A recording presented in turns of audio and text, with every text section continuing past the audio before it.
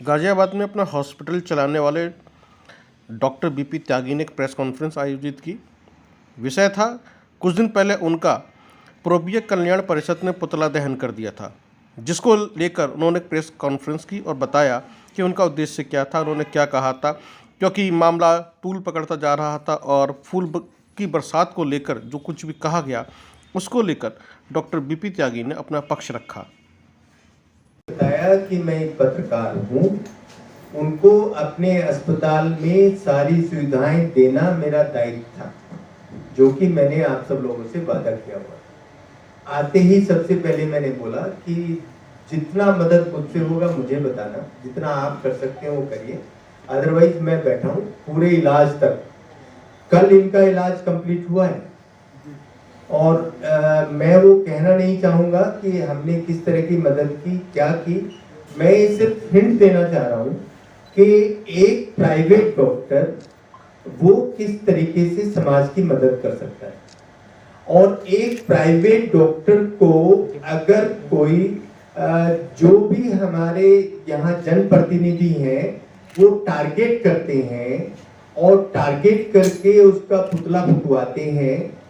एक हमारे कवि महाराज थे, उन्होंने एक डॉक्टर का एक्सीडेंट कर दिया, उसकी हड्डी में चोट आई और उसके बाद उसने ट्विटर पे लिख दिया कि डॉक्टर उनसे झगड़ा करना चाह रहा है। तो ये सब जो चीजें हैं, मैं इसलिए बताना चाह रहा हूँ कि जो चिकित्सक हैं, जो प्राइवेट चिकित्सक हैं, वो क्यों टारगेट हैं।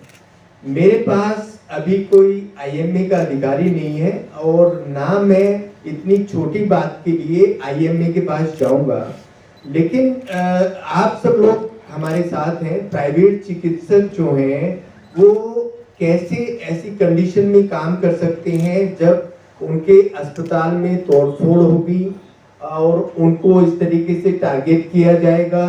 अगर वो कोई बात हमारे शहर को सुधारने की करेंगे तो उस पे एक्शन लिया जाएगा, पुतला फूका जाएगा। और जितने भी हमारे भाई बहन हैं, मैं तो सबकी बात कर रहा हूँ, जितने भी भाई बहन हैं मैं तो सबको एक जैसा मानता हूँ, लेकिन हम सब लोगों के बीच में जो ये दरार डाली जा रही है, ये दरार डालने वाला कौन है उसको हमें ढूंढना होगा, उसको समझना होगा। नाम बताने की बिल्कुल जरूरत नहीं है। जो ये दरार डाल रहा है उसको ढूंढे, उसको समझे कि जो ऐसा काम करता है एक प्राइवेट चिकित्सक के लिए, क्या वो समाज के लिए कुछ कर पाएगा, अपने इस गाजियाबाद के लिए कुछ कर पाएगा। जो हमारी कमियां हैं गाजियाबाद में उसके लिए कुछ कर पाएगा। जो अभी यहाँ डेंगू से हमारे एक समाज के गांव में इतने लोगों की मौत हुई, वो सबको पता है। आप सब लोगों को, आप सब लोग उससे वाकिफ है ना। एक गांव में इतने लोगों की मौत हुई थी, है नहीं, वो गांव था भनेड़ा गांव है, उसमें हमारी बरादरी के काफी लोग रहते हैं। डेंगू से इतने लोग मरे हैं, ये सब जग जाहिर है, आप लोगों को पता है। और लोगों ने वहां से प्लान किया कि हम अगर यहाँ से रिश्तेदारों के पास चले जाएंगे तो शायद हमारी जान बच जाए। डेंगू जैसी बीमारी, मलेरिया जैसी बीमारी, मक्खी से होने वाली बीमारी, और अगर साफ सफाई नहीं होगी, ये 3 बीमारी ऐसी हैं जो हमारे डेवलपमेंट में बाधा डालती है। हम कहते हैं कि हमारा जो कंट्री है वो डेवलप्ड कंट्री है, लेकिन जो डेवलप्ड कंट्री है, क्या उसमें आपको मलेरिया मिलेगा, क्या आप उसमें डेंगू मिलेगा, क्या उसमें टीबी मिलेगा? ये सब चीजें सोचने वाली हैं। और इसको एक कोई भी डॉक्टर या कोई सामाजिक कार्यकर्ता ही बता सकता है कि इन सब जितनी भी ये बीमारियां आ रही हैं, अगर ये हमारे देश में, हमारे शहर में रहेंगी तो हम कैसे डेवलपमेंट की बात कर सकते हैं। जो भी जितने ट्रिलियन इकोनॉमी की बात हो रही है वो तब होगी ना जब हमारा देश डेवलप हो जाएगा, उससे पहले तो नहीं होगी। तो पहले तो हमें डेवलपमेंट पे ध्यान देना होगा कि छोटी छोटी जो बीमारी हैं, हम कोविड की बात मान सकते हैं, इन्होंने एक्सेप्ट नहीं की है, लेकिन वो पूरे संसार में हुआ था। डेंगू के लिए अगर गांव से पलायन करना पड़ रहा है तो उसके लिए कौन जिम्मेवार है? उसके लिए हम सब लोग तो जिम्मेवार नहीं है। अगर वहां छिड़काव नहीं होगा ठीक से, जो कि दिन में होना चाहिए, ये धुआं छोड़ते हैं रात में, मच्छर काटता है दिन में, इस बात को कौन बताएगा? इसको तो डॉक्टर ही बता सकता है। और एक छोटी सी एडवाइजरी जारी करने में कि एक छोटी सी एडवाइजरी जारी करें, अखबारों में निकलवाएं या टीवी पे चलवाएं कि डेंगू से हम कैसे बच सकते हैं, उसके लिए कोई कार्रवाई नहीं की जाती है। और लाखों रुपए का जो फंड है हम लोगों का, इनकम टैक्स पेयर्स का, उसको हेलीकॉप्टर से फूल बरसाने में उड़ा दिया जाता है। इस पे अगर कोई कटाक्ष करता है, कोई भी चिकित्सक, वो किसी समाज पे कटाक्ष नहीं कर रहा है, वो जनप्रतिनिधि पे कटाक्ष कर रहा है। मैं आपके माध्यम से ये बात बताना चाहता हूँ कि इसके पीछे कोई हमारा समाज नहीं है, ना मैं किसी समाज की कोई बेइज्जती करने की मेरी कोई भावना है, और ना ये करूंगा। सारा जितना भी समाज है वो सब अपने ही भाई बहन है, और ये जो भी जनप्रतिनिधि है आपके माध्यम से वहां तक मैसेज जाए, ये मैं बताना चाह रहा हूँ कि वहां तक ये मैसेज चला जाए कि हम लोगों में दरार डाल के आप अगली बार जनप्रतिनिधि नहीं बन पाएंगे। और अगर आप इस तरह का काम करेंगे तो आप लोगों की नजरों में भी आएंगे। कितने आपने डेंगू से बचाए हैं। हमारे एक अच्छे नेता हैं भाजपा के, उनके भतीजे की मौत हो जाती है डेंगू से, वो जवान लड़का है, मैं नाम तो नहीं बताऊंगा। और कितने ऐसे, इनके एक एमपी, एक्स एमपी थे, उनका बेटा लखनऊ में प्रेस्टिजियस हॉस्पिटल में जाने के बाद उसको बेड नहीं मिलता है, स्ट्रेचर नहीं मिलता है, स्ट्रेचर, और उसकी डेथ हो जाती है। इन्हीं का एक्स एमपी का बेटा। आप इमेजिन कर सकते हैं कि जब इन लोगों को बेड नहीं मिल रहा है तो हमारी जनरल पब्लिक को कैसे बेड मिलेगा? इसके लिए अगर कोई डॉक्टर आवाज उठाएगा तो उसका पुतला जलाएंगे, उसको बदनाम करेंगे कि मैं इस समाज को बदनाम कर रहा हूँ या इस समाज के प्रति कुछ ऐसा मेरी भावना है।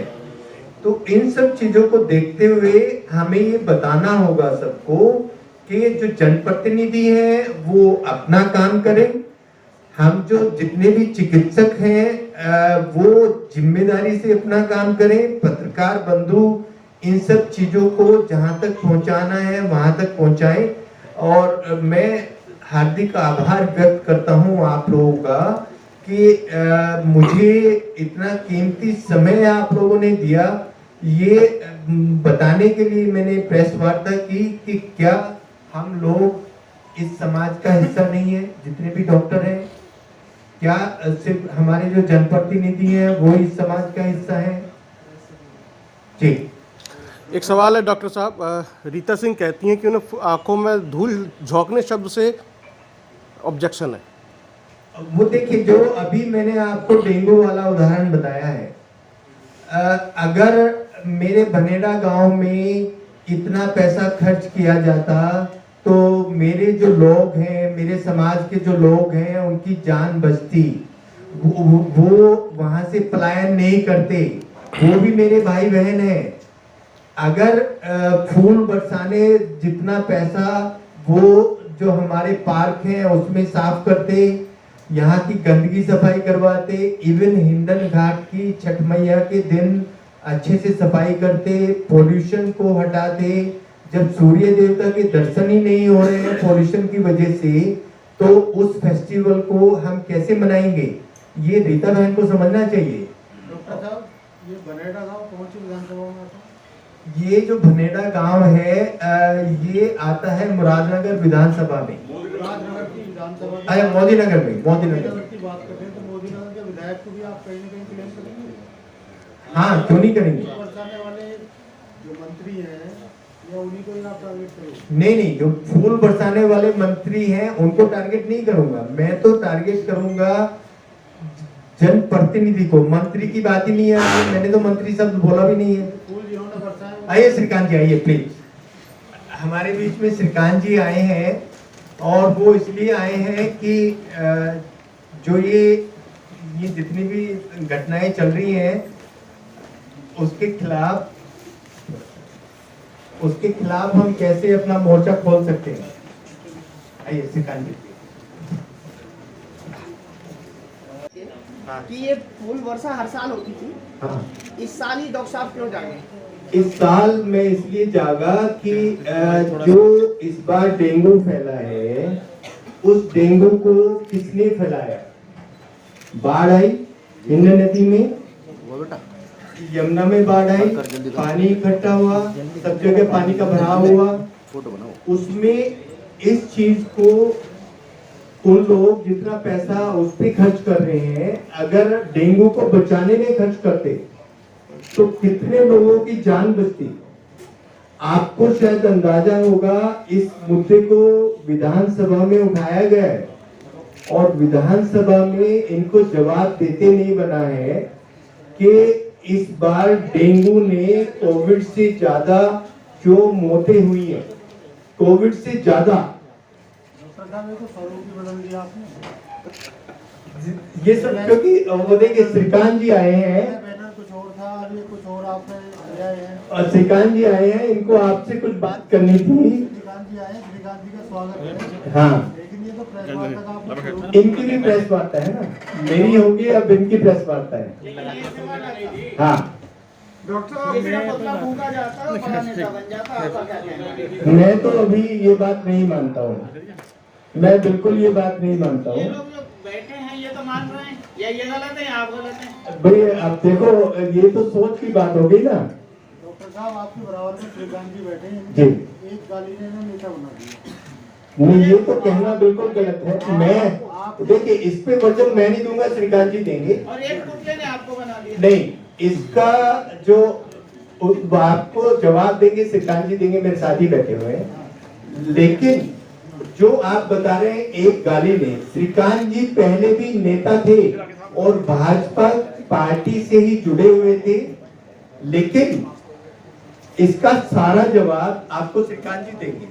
अब उनकी प्रेस वार्ता शुरू तो होगी। आप भी जानते हैं। डॉक्टर साहब एक सवाल मेरा है जी। आपकी डायग्नोसिस हमेशा से अच्छी रही है जी। ब्लैक फंगस लो कोई येलो फंगस लो आपने अब आप ये बता दीजिए जन प्रतिनिधियों में डायग्नोसिस आपकी मानते हुए किसको माना जाए जो ये सारी जो आपने अभी बोला इनमें कौन सा फंगस है? नहीं देखिए, आप जो भी सवाल इसलिए मैंने बुलाया श्रीकांत जी को, सच में मैंने 3 बार की मुलाकात में दे दी है। ठीक है, कोई कुछ बात बोल जाता है, कोई कुछ बात बोल जाता है। तो डॉक्टर साहब आप ये कह रहे हैं कि जनप्रतिनिधि मानसिक रूप से बीमार है? नहीं, ना ना, बिल्कुल नहीं, ना ना, बिल्कुल नहीं, मैं ये ना समझूं। ना, बिल्कुल नहीं, समझ यही रहा हूँ। नहीं, बिल्कुल गलत है, बिल्कुल गलत है ये। पोस्ट कोविड इफेक्ट्स हो नहीं नहीं, मैं तो बता रहा हूँ कोविड आया था तो ऐसा हुआ था। अब मानिए श्रीकांत जी को मैं माइक दे रहा हूँ, अब क्योंकि आपकी अगली प्रेस भी होनी है, तो इसमें कुछ राष्ट्रीय जो दल श्रीकांत जी का है वो हेल्थ पे कुछ बातें बताएगा आपको, ठीक है। और जो हमारा ये कार्ड है भाजपा ने जो स्टार्ट किया है, उस कार्ड के साथ ही हमने अपना एक कार्ड स्टार्ट किया है। वो कार्ड भी उतना ही बेनिफिट देगा हमारे मेंबर्स को, और जो उनके जैसा कि आप सभी को अवगत कराना है,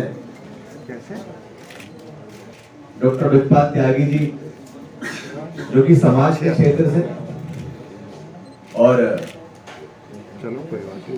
सामाजिक क्षेत्र के साथ साथ गाजियाबाद जनपद में सफाई के अभियान से और चिकित्सा प्रकोष्ठ के साथ में एक जमीनी स्तर से जो अपनी कार्यशैली को लेके चले हैं, उनकी जिम्मेदारियों को देखते हुए अभी करीब 15 दिन पहले पार्टी के समस्त सलाहकारगण, राष्ट्रीय पदाधिकारीगण और चूंकि पार्टी का एक मूल बेस वोटर है जो त्यागी भूमिहार समाज से आता है, जिसकी संस्थाओं का जो आंकड़ा है वो करीब 3668 संस्थाएं, उन सभी के अध्यक्षों द्वारा सर्वसम्मति से डॉक्टर ब्रजपाल त्यागी जी को प्रदेश के महासचिव के पद पर नियुक्त किया गया।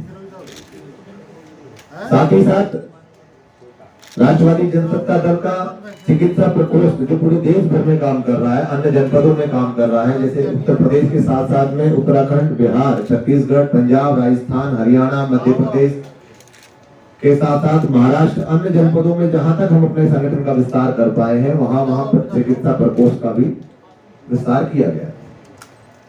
उसके साथ साथ में डॉक्टर साहब को चिकित्सा प्रकोष्ठ का उत्तर प्रदेश के प्रभारी के रूप में भी नियुक्ति आज इस प्रेस के माध्यम से आपको बताते हैं आज की जा रही है। और इसका मुख्य कारण है कि जिस तरह से सजगता के साथ में डॉक्टर ब्रजपाल त्यागी जी चिकित्सा के क्षेत्र में जो काम सरकार को करना चाहिए था वो आज एक निजी संस्था के माध्यम से, अपने हॉस्पिटल के माध्यम से करने का काम कर रहे हैं। साथ ही साथ जो गवर्नमेंट के 4 हॉस्पिटलों का वादा था, लोगों को ब्लड उपलब्ध कराने का वादा था, जिसमें हमारी गंभीर चर्चा हुई। जहां हॉस्पिटलिटी की आज बात हो रही है, वहीं उत्तर प्रदेश की सरकार में, भाजपा की सरकार में उन्हीं हॉस्पिटलों का उन्हीं सरकारी संस्थाओं का, या हम कहें जो हमारे प्राइवेट मेडिकल कॉलेजेस थे उनका निजीकरण करने की दिशा में काम किया जा रहा है। उसी दिशा के विपरीत डॉक्टर ब्रजपाल त्यागी जी गाजियाबाद की इस धरती से, जहां बाहर से लोकसभा क्षेत्र के चुनाव लड़ने लोग आते हैं, सांसद बनते हैं, दिल्ली जाके बैठ जाते हैं और बड़े बड़े वादे पत्रों के माध्यम से पत्र वाल करा के तो बात करते हैं, लेकिन जब किसी की कमी, किसी व्यक्ति को जरूरत पड़ती है, उसको किसी चीज की कमी महसूस होती है और शिक्षा के क्षेत्र से लेकर स्वास्थ्य के क्षेत्र तक जब उनको संपर्क करने का प्रयास किया जाता है तो हमें लगता है वो संपर्क से बाहर हो जाते हैं। ऐसे में हमारे जमीनी और एक डॉक्टर के पेशे से समाज की सेवा के क्षेत्र में आए डॉक्टर ब्रजपाल त्यागी जी कहीं ना कहीं अगली पंक्ति में खड़े दिखाई देते हैं। इसीलिए ने शिक्षा प्रकोष्ठ का प्रभारी उत्तर प्रदेश का बनाया गया। सम्मानित पत्रकार बंधु को मैं ये भी अवगत कराना चाहता हूँ कि बीते कुछ दिनों पहले छठ पूजा पर, जिसका हम सभी लोग बड़े हर्ष उल्लास से पर्व मनाते हैं, और छठ पूजा के सवाल पर हमारे अभी सम्मानित पत्रकार बंधु ने सवाल पूछा कि उनका पुतला फूंका गया। देखिए, उनका वक्तव्य जो था, जो हमने भी पढ़ा और हमसे चर्चा होने के बाद ही जब उन्होंने इस बात को कहा और ये आपके द्वारा प्रकाशित किया गया अपने समाचार पत्रों में, पोर्टल्स पे, मीडिया के चैनलों पर, इसमें ये कहते दिखाई पड़ रहे हैं कि ऊपर से फूल बरसाने से ये जनपद नहीं महकने वाला है, जमीनी गंदगी को हमें सफाई करनी पड़ेगी। जो हरनंदी नदी इस गाजियाबाद जनपद की कभी पहचान हुआ करती थी, आज वो गंदे नाले में हिंडन नदी में परिवर्तित हो गई है। 2014 से यहाँ उत्तर प्रदेश देश के अंदर बीजेपी की सरकार है, जो अपने आप को तथाकथित हिंदूवादी सरकार बताती है, हिंदू धरोहरों का संरक्षण करने की बात करती है। और 2017 से छठा साल 5 साल पूरे करने के बाद 6ठे साल में सरकार यहाँ लग गई है। जिस प्रदेश के एक धर्म गुरु या कहूँ गोरखनाथ पीठ के पीठाधीश्वर योगी आदित्यनाथ जी मुख्यमंत्री हैं, बावजूद इसके आज इस हिंडन का क्या स्वरूप है वो आपसे छुपा नहीं है। उसकी गंदगी को लेकर इनके द्वारा अपना वक्तव्य दिया गया। उनका सिर्फ इतना ही कहना था कि इतनी गंदगी इस जनपद के अंदर फैली हुई है कि मैं कभी कभी देखता हूं कि हमारे कार्यकर्ता और डॉक्टर साहब के साथ खड़े होकर खुद झाड़ू लगा रहे होते हैं, मैं अपने पड़ोस के पार्क की सफाई कर रहे होते हैं, अपनी नाती के साथ में खड़े होकर सड़क की सफाई कर रहे होते हैं, नालों की सफाई कर रहे होते हैं। हमारे प्रधानमंत्री जी ने ये अपने मंत्रियों के लिए उद्देश्य दिया था कि देश का प्रधानमंत्री जो इस 130 करोड़ की जनता के सेवक के रूप में चुने गए हैं वो नहीं। और पश्चिमी उत्तर प्रदेश के अंदर ये वही समाज है जो सही के लिए लड़ सकता है और गलत के लिए पीछे हट सकता है। कहीं ना कहीं डॉक्टर साहब की सही धारणा को हम लोग जानते हैं और इनके साथ कंधे से कंधा मिलाकर राष्ट्रीय जनता दल और त्यागी भूमियार समाज की 3668 संस्थाएं खड़ी है।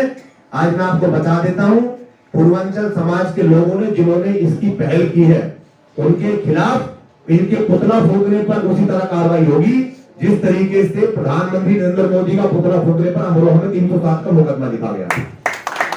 ये मैं बता देता हूँ, इसके संबंध में हमारे जनपद गाजियाबाद, जनपद गौतम बुद्ध नगर, जनपद मेरठ, जनपद बागपत, जनपद मुजफ्फरनगर, सहारनपुर, बिजनौर के हमारे अधिवक्ता संघ के जिलाध्यक्ष और आज हमारी मेरठ के अंदर अधिवक्ता महासभा भी है, इस पे चर्चा कर रहे हैं, मंथन कर रहे हैं और इसके संबंध में अभियोग पंजीकृत कराकर पुतला फूटने के खिलाफ कार्रवाई कराएंगे। अगर ऐसा पुलिस नहीं करती है तो इस गाजियाबाद में एसएसपी का आवाज भी बहुत दूर नहीं है, जिलाधिकारी का आवाज भी दूर नहीं है, लाखों की संख्या में लोग उनके घर बैठेंगे और राष्ट्रीय जनता दल के झंडे के नीचे उनको जेल भिजाने का काम किया जाएगा, क्योंकि ना ये किसी अपराधी प्रवृत्ति के व्यक्ति हैं और ना ही इन्होंने कोई अपराध किया है। सरकार की ये आदत बन गई है कि सरकार की जिम्मेदारी गिनाने वाले पत्रकारों को जेल भेजना, सरकार की जिम्मेदारी गिनाने वाले डॉक्टरों के खिलाफ झूठे पुतले फूंकवाकर उनकी राजनीतिक, उनकी सामाजिक पृष्ठभूमि को धूमिल करना और जो भी समाज के ऊपर जो भी राजनीतिक पार्टियां राष्ट्रपति बीजेपी सरकार से सवाल पूछने का काम करती हैं, उनके खिलाफ कहीं ना कहीं षड्यंत्रित तरीके से उनको समाज में उनके खिलाफ एक दुष्प्रचार कराना, ये बीजेपी का एक हथकंडा हो गया है।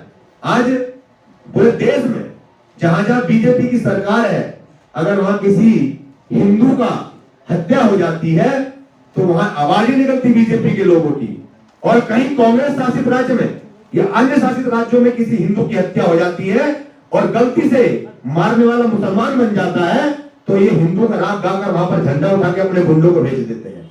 सम्मानित पत्रकार बंधुओं, इस प्रेस वार्ता के माध्यम से हम आपको यह भी अवगत कराना चाहते हैं, मेरठ के अंदर दीपक त्यागी की हत्या हुई थी, गर्दन काट दी गई थी, उसकी मारने वाला मुसलमान था। मैंने किसी जाति को या किसी धर्म को टारगेट नहीं किया, लेकिन बीजेपी का हिंदुत्व नहीं जागा, बीजेपी का हिंदुत्व नहीं जागा।